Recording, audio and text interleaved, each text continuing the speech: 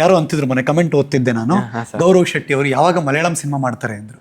ಇಲ್ಲ ಸರ್, ನನಗೆ ಕನ್ನಡ ಬಿಟ್ರೆ ಬೇರೆ ಯಾವ ಲ್ಯಾಂಗ್ವೇಜು ಸುಳ್ಳು ಹೇಳಂಗಿಲ್ಲ. ಸುಳ್ಳಲ್ಲ ಸರ್, ಸತ್ಯ. ಎಷ್ಟು ಮಲಯಾಳಂ ಮಾತಾಡಿಲ್ಲ ನೀವು ಸರ್? ಅದು ಕನ್ನಡನೇ ಮಲಯಾಳಂ ತರ ಮಾತಾಡೋದು. ಅದು ಸೆಲ್ಫ್ ಎಕ್ಸ್ಪೀರಿಯನ್ಸ್ ಆಗಿದ್ದು ನನಗೆ ವಯನಾಡ್ಗೆ ಹೋದಾಗ. ಏನು ಬಟ್ಟೆ ತಗೊಳಕ್ ಹೊಂಟೋಗಿದೀವಿ, ನಮ್ಗ್ ಅವ್ನ ಪಾಪ ಇಂಗ್ಲಿಷ್ ಅಲ್ಲಿ ಏನೋ ಅಂತ ಹೇಳೋಣ, ಅವ್ನು ಇಂಗ್ಲಿಷ್ ಬರಲ್ಲ, ಮಲಯಾಳಂ ಬಿಟ್ಟು ಇನ್ನೇನು ಬರಲ್ಲ, ನಮಗ್ ಕನ್ನಡ ಬಿಟ್ಟು ಇನ್ನೇನು ಬರಲ್ಲ.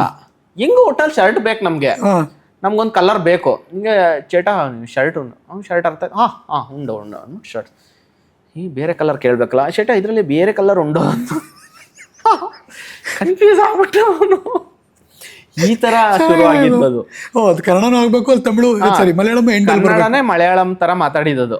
ಓಕೆ, ಬಟ್ ಅದನ್ನೇ ನೀವು ಶಾರ್ಟ್ ಫಿಲ್ಮ್ ತಂದ್ರಿ. ಅದು ಸರ್ ನಮ್ಮ ಇದು ಅಮಿತ್ ಅವರು ಚೆನ್ನಾಗಿದೆ ಇದು ಅಂದ್ಬಿಟ್ಟು ಅದನ್ನ ಡೈಲಾಗ್ ಇಂಪ್ರೂವೈಸ್ ಮಾಡಿ ಅದನ್ನ ಚೆನ್ನಾಗಿ.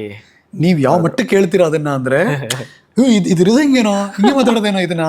ಇಲ್ಲ, ಅವ್ರು ಚೆನ್ನಾಗಿ ಹೇಳಿಸ್ತಾರ ನಮ್ಮ ಹತ್ರ. ಅಂದ್ರೆ ನಾನು ನಾರ್ಮಲ್ ಆಗಿ ಏನೋ ಒಂದು ಆಕ್ಟ್ ಮಾಡ್ಬೇಕಾದ್ರೆ ಹೇಳ್ಕೊಟ್ಬಿಟ್ಟು ಮಾಡ್ಸೋದಿದೆಯಲ್ಲ, ಅದು ರಿಯಲಿಸ್ಟಿಕ್ ಆಗಿ ಬರೋ ತರ ಆಕ್ಚುಲಿ ಕ್ರೆಡಿಟ್ಸ್ ಎಲ್ಲ ಅವ್ರಿಗೆ ಹೋಗ್ಬೇಕು. ಅದೆಲ್ಲ ನಾವು ಏನೋ ಒಂದು ಮಾಡ್ತಾ ಇರ್ಬೇಕಾದ್ರೆ ಅದಕ್ಕೆ ಇನ್ನ ಇನ್ಪುಟ್ ಕೊಟ್ಟು ಎತ್ತದಿದೆಯಲ್ಲ ಆಕ್ಟಿಂಗ್ನ, ಅದು ನಮ್ಮ ನಿರ್ದೇಶಕರು ಮೋಹಿತ್ ಸರ್ ಆಗಿರ್ಬೋದು, ಅಮಿತ್ ಅವ್ರು ಆಗಿರ್ಬೋದು, ಇಬ್ರು ಅದನ್ನ ಮಾಡ್ತಾರೆ. ಹಂಗಾಗಿ ಜನಕ್ಕೆ ಇದುವರೆಗೂ ಕನೆಕ್ಟ್ ಆಗ್ತಾ ಬಂದಿದೀವಿ ನಾವು.